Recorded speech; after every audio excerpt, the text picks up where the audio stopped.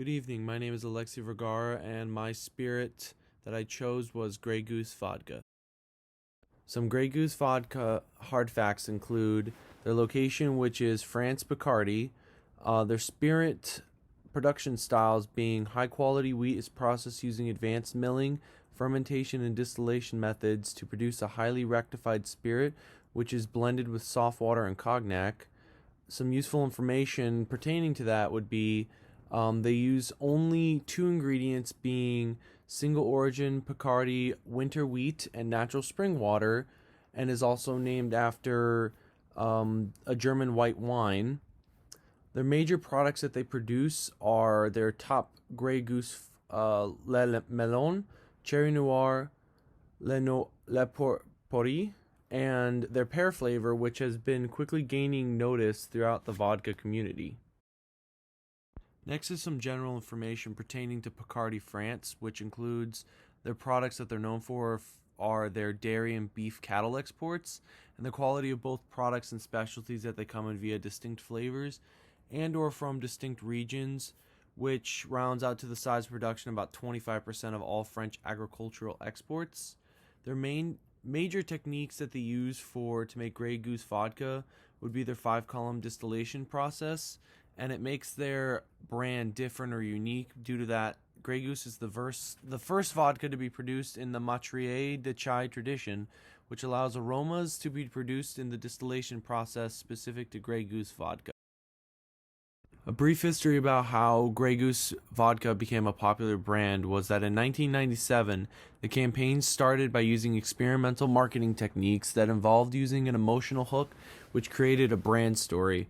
They started this off by making ads revolving the artisan boulangerie, being that they served bread made from the same French wheat used to make Grey Goose vodka. Their message intended was made from the finest French ingredients, where then they launched Boulangerie as a 3-day pop-up bakery serving and sending Grey Goose bread with jams made from each Grey Goose flavor to journalists and influencers.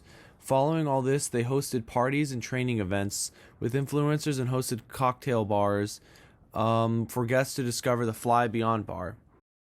Grey Goose's economic and cultural conditions are that even during the holidays, it's better to connect with family and friends rather than celebrate alone, and that all consumers should drink their product responsibly, being on quote, the importance of knowing one's strengths and limits and understanding that they are one and the same. Some current and future plans revolving around Grey Goose are getting a brand reset and trying to make their product more accessible to all customers. 3 other brands that are competitors of Grey Goose vodka are number 1 being Kettle One Vodka, which is known for its 300-year distilling legacy of the Dutch Nolet family, in that it's distilled in small batches from European wheat, offering a crisp but silky taste. Number 2 being Chopin Vodka. Potato vodkas are not numerous, though the quality of Chopin will turn anyone onto the spud-based liquor. Taste it alongside Kettle One and to gain an appreciation for both grain and potato vodkas, while training your palate to recognize each base in the future. Number 3 being Van Gogh Vodka. While the clear vodka is impressive, Van Gogh's portfolio really shines when it comes to flavor. It includes almost any taste you'll need in the bar, from reliable citrus and vanilla vodkas to fruity flavors like Akia blueberry, mango, peach, and pomegranate, basically being that they have almost every flavor imaginable. 2 industry trends that Grey Goose Vodka tries to follow are younger drinkers challenge brands to be creative as America drinks less. As stated in the article, another thing we see with our young consumers is that they are much more educated on their palate and curious than the older generations, basically explaining that they want new creations and flavors because they like experimenting. Second trend is that there are so many vodka brands. How do they disassociate from one another?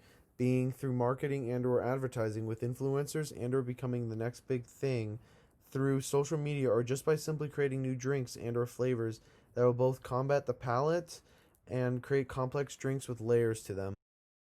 Grey Goose Vodka's overall position in the past was that their marketing focused towards the care and consideration on using French technique and French made and grown ingredients in making Grey Goose Vodka, where they then transitioned to currently trying to create more and more flavors and evaluating their brand and what it stood for as a whole. Future/current focus is ongoing digital to both promote their product but also to inform the history and creativity of Grey Goose and what they are known for.